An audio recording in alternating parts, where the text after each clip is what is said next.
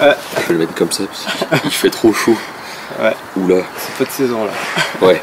J'ai souhaité te rencontrer parce que tu as fait plutôt de la voix, même que de la voix, mais avec une approche plutôt bloc, ce que tu me disais tout à l'heure.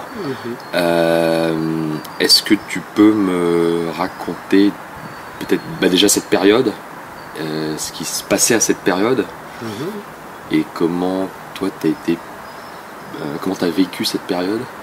Ouais, c'est ça. Ouais. Effectivement, ouais, c'est ce dont on parlait tout à l'heure.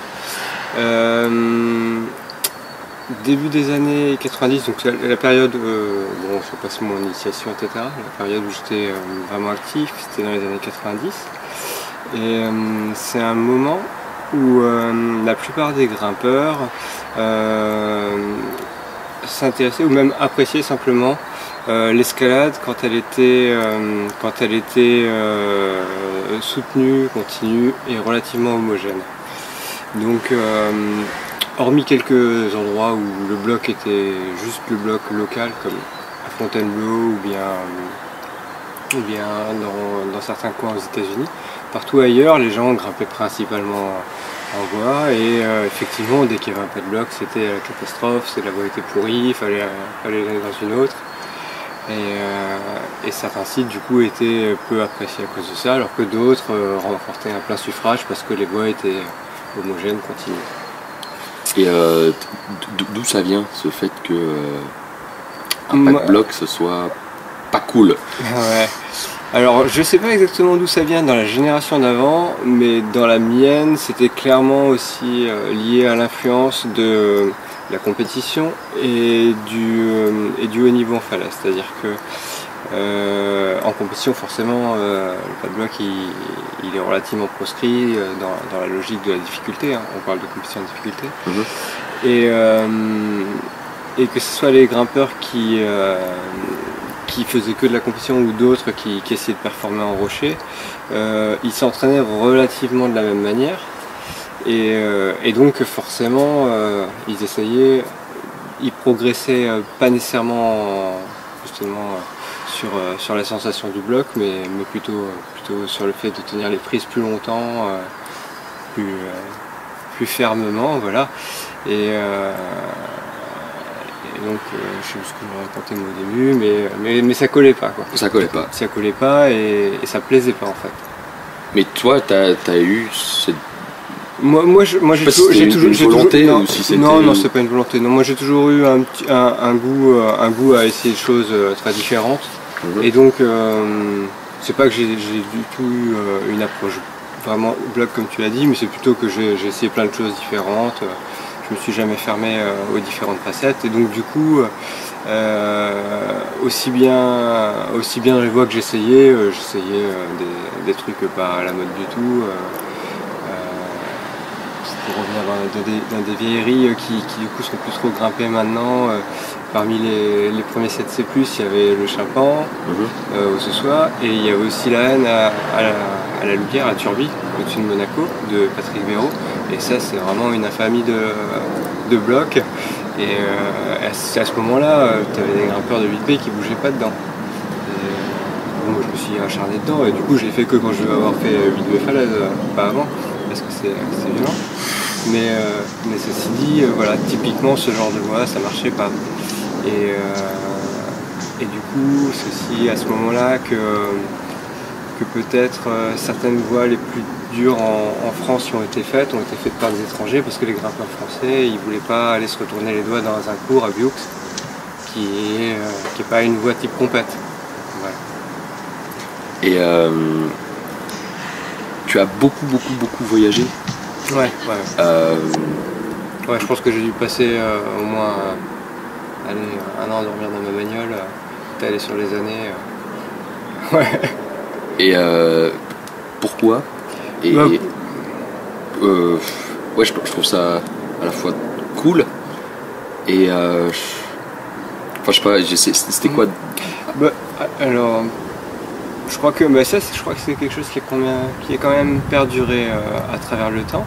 En escalade, il y a toujours eu un espèce de mythe fondateur du voyage initiatique, de l'exploration du monde des falaises, etc.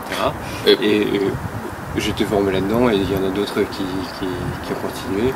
Plus ou moins... Parfois il y a des grimpeurs qui trouvent leur spot et qui l'exploitent à fond et qui c'est le spot. Et... Voilà, ouais. Ça effectivement c'est l'autre extrémité du concept. Bon, moi ça m'intéresse pas trop, ça m'a jamais trop intéressé. D'ailleurs c'est un peu pour ça que j'ai arrêté de grimper, hein. Même plus ou moins définitivement. Là je grimpouille un petit peu mais plus vraiment. C'est que ce qui m'intéresse en escalade, c'est effectivement d'aller découvrir autre chose, d'aller apprendre à grimper sur un nouveau type de rocher, éventuellement avec d'autres règles, autre éthique, ou simplement un autre décor tout simplement, quoi. Ok. Voilà. Et donc. Et ça c'est plutôt chouette. T'imagines, t'as d'autres activités sportives. Tu joues au tennis, tu vas à travers le monde, tu joues toujours sur quasiment le même terrain, quoi. Ouais. Je veux dire, on a quand même l'avantage, ou même le golf, tu vois, les terrains sont pas les mêmes, etc. Mais non, peut-être que le golf c'est peut-être plus varié. Il y a peut-être des fans de golf. On va pas dire des conneries. Mais en tout cas, on a une chance fabuleuse en escalade d'avoir toute cette variété sous le coude. Et peut-être une question bête, mais t'as déjà fait du bloc, vraiment bloc? Ouais, mais j'étais pas très bon, mais j'allais à Fontainebleau régulièrement, ouais. Ah. Ouais, je vais y passer une dizaine de jours par an à chaque fois. Et là maintenant, t'es en Alsace. Comment ça se fait? J'ai toujours été je suis originaire de la région. Ok. Je suis parti quand j'ai eu une occasion avec le Krebs d'Aix-en-Provence, équipe de France d'escalade, je suis descendu à Aix-en-Provence, où j'ai passé 3 ans à écumer toutes les falaises du sud de la France. Et donc à ce moment-là, je grimpais plutôt entre guillemets localement en voiture dans l'Europe méditerranéenne. Ouais.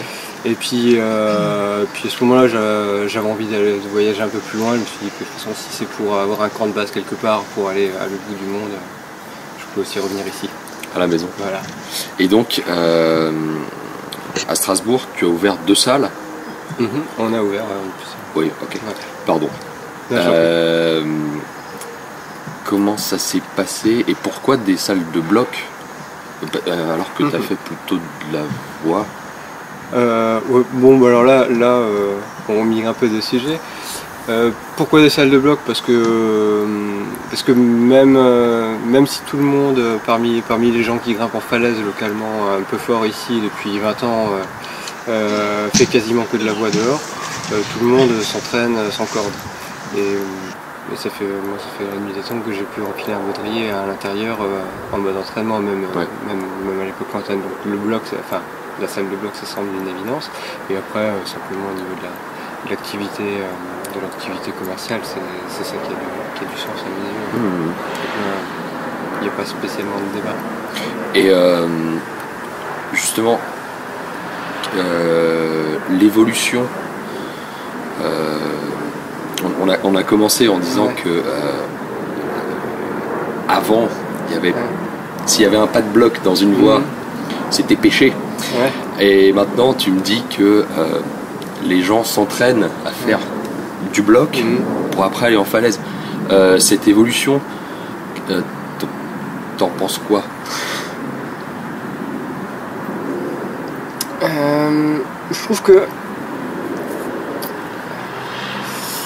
Je trouve qu'en fait ça a quand même évolué plutôt dans le bon sens. C'est-à-dire que tu as toujours un petit peu des mêmes tendances globales où les gens sont nécessairement toujours aussi ouverts à toutes les pratiques qu'on pourrait imaginer dans un monde idéal. Mais en même temps, il y a la possibilité réelle de creuser toutes les pratiques, ce qui était plus difficile à une autre époque. C'est-à-dire que si tu veux faire que du bloc de manière pointue indoor, tu peux vraiment aller profondément dans l'activité. Il y a des structures, il y a des gens qui sont compétents pour ouvrir. Il y a vraiment moyen d'aller loin.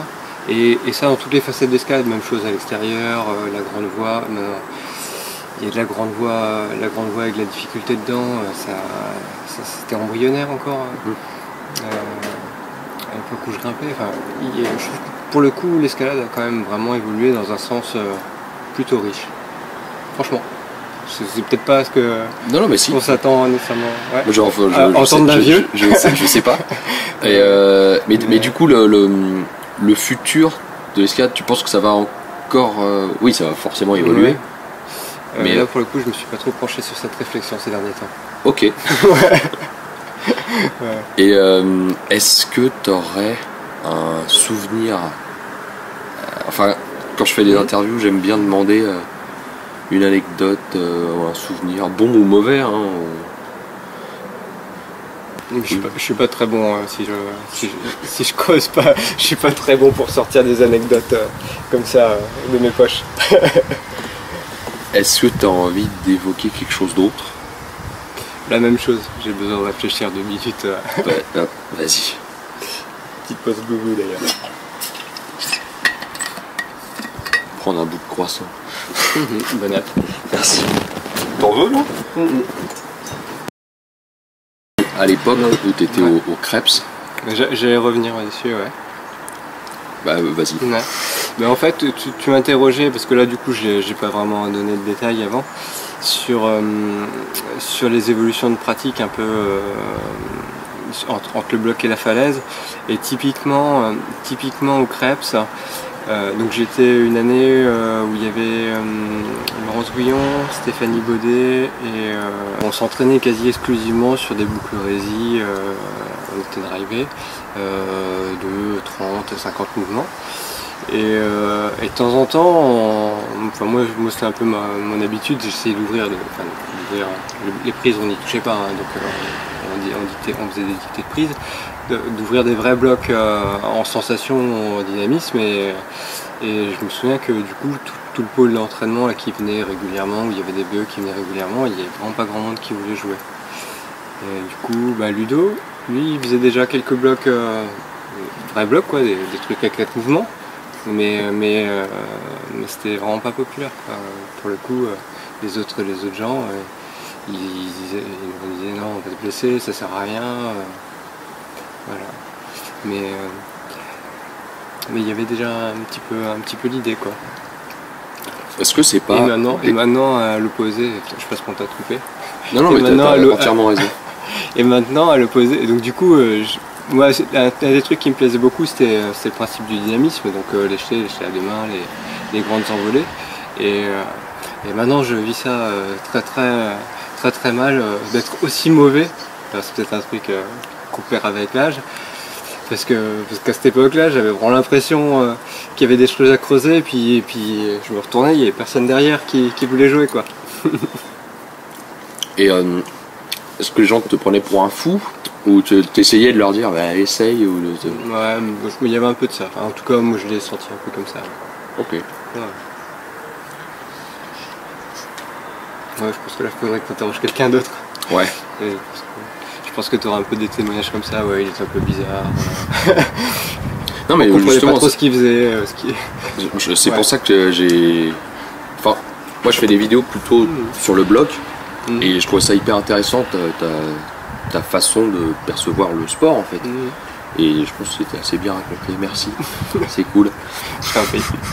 Question du coup de ma part. Est-ce que tu as déjà eu l'occasion de rencontrer Fred Nicole? Non. T'avais prévu bah, j'aimerais bien. Parce que pour le coup, un de mes regrets de cette période, c'est...